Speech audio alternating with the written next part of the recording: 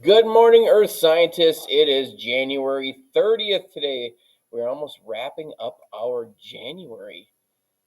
And before you know it, it will be February. And before you know it, it'll be June.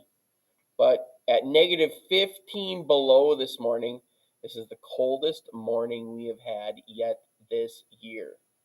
So stay warm. We are going to review our test and then introduce our new unit today, is going to be our plan. We will focus in on chemical and physical weathering and focus in on chemical and physical ways that we can change Earth's surface. So with chemical and physical weathering, that will lead us into glaciers, and we will end the week, Thursday and Friday, talking about glaciers and how Minnesota has been shaped tremendously with glacial activity. We'll go through the test a little bit, talk about point breakdown, what the average was. So the average was 90.7%, which is an A minus. So we did a very good job on the test.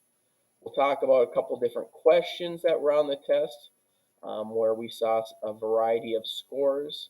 So we'll go through those questions on the test and talk about um, maybe where people had some confusion and so forth.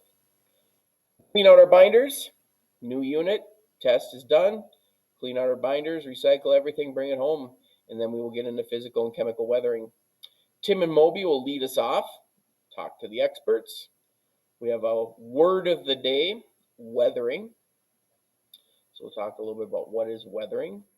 And then we will get into the book and talk about lesson 1.2. We're going all the way back to the front of the textbook and talking about wave rock a little bit, which is a landform that has been shaped by weathering.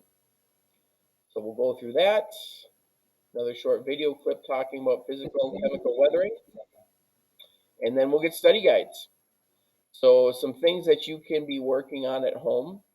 I would probably take advantage of reading through this lesson. I'm sure you probably don't have your book with you. So I do have the pages screen captured. You could pause the video and read these pages so that when you get back, you can work on the lesson review. So you could pause at these pages, read through them, and then you could pause at this lesson review.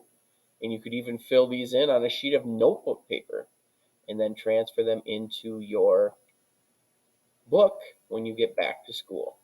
So that will be our plan for the day, working on that.